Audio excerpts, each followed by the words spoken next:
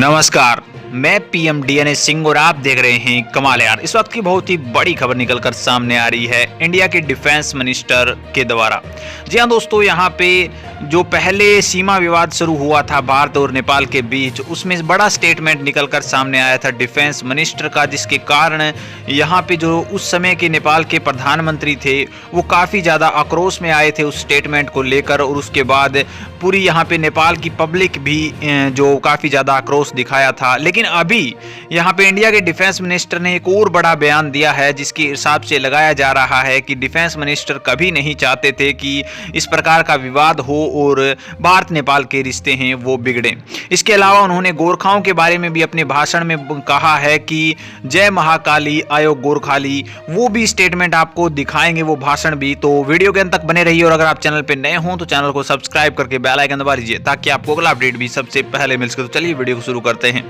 दोस्तों, इंडिया के defence minister Rajnath Singh ने ये कहा है कि जो भारत और नेपाल के बीच तकरार है वो किसी दूसरी ताकत से है। उनका दूसरी ताकत से मतलब तो आप समझ ही गए होंगे, नाम लेने की जरूरत नहीं है, क्योंकि वो कहना चाहते हैं कि जहाँ पे रिलेशन खराब होने शुरू हुए उससे पहले रिलेशन बनने शुरू भी हुए चाइना के साथ। और कहीं न कहीं ये भी बहुत बड़ा मैटर करता है कि भारत और नेपाल के रिश्ते में तकरार आना शुरू हुआ, लेकिन हम ऐसा बिल्कुल नहीं होने देंगे। उन्होंने ये भी कहा कि हम हमेशा से ही मैत्रीपूर्ण रहे हैं और हमेशा मैत्रीपूर्ण तरीके से ही रहेंगे। उन्होंने एक स्टेटमेंट के दौरान, एक चुनावी रैली के दौरान कहा कि गोरखा हमेशा से हमारी सहायता करते आए हैं और भारत ने भी नेपाल की काफ़ी ज़्यादा सहायता करी है। यानी कि दोनों देश आपस में सहायता से ही जुड़े हुए हैं, एक पवित्र बंधन से जुड़े हुए हैं और हम उस धागे को कभी भी टूटने नहीं देंगे।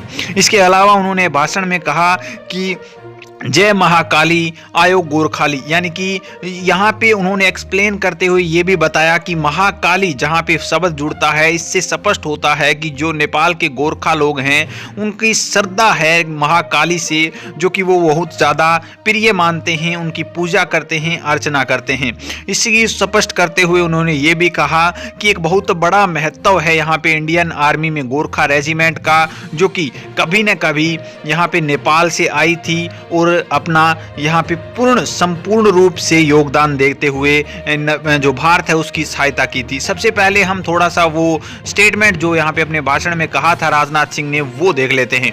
और उस गोरखा रेजिमेंट का भी उद्घोष है जय महाकाली आयो री गोरखाली, यह उसका उद्घोष। दोस्तों, देखा आपने किस प्रकार से राजनाथ सिंह ने यहाँ पे गोरखालियों को एक्सप्लेन करा। इसके बाद भी उन्होंने ये भी कहा कि जो लोग तोड़ना चाहते हैं भारत और नेपाल के जो इस पवित्र रिश्ते को, उनको ये जरा सा याद कर लेना चाहिए कि सदियों पुराना ये रिश्ता कभी तोड़ा ही नहीं जा सकता। अटूट बंधन में जुड़ा हुआ ये रिश्ता है और हम इसे हरगिज नहीं तोड़ने देंगे। इसके अलावा उन्होंने ये भी कहा कि आप जिस प्रकार से कोशिश कर रहे हो वो आपके ऊपर ही पड़ने वाली हैं। और जैसा कि सिद्ध भी हो चुका है दोस्तों कि जो लोग इसको तोड़ने की कोशिश कर रहे थे आज वो पछता रहे हैं, आज उनको ही कल्टी मारनी पड़ रही है। हमने देखा था कि यहाँ पे चाइना के कुछ एक हथियारों को निरस्त कर दिया गया है, उनकी काली करतूतों का पता भी चल चुका है, जिससे कि स्पष्ट होता है दोस्तों कि भारत और नेपाल हमेशा से मित्र थे, मित्र रहेंगे और मित्र ही यहाँ पे आज हैं।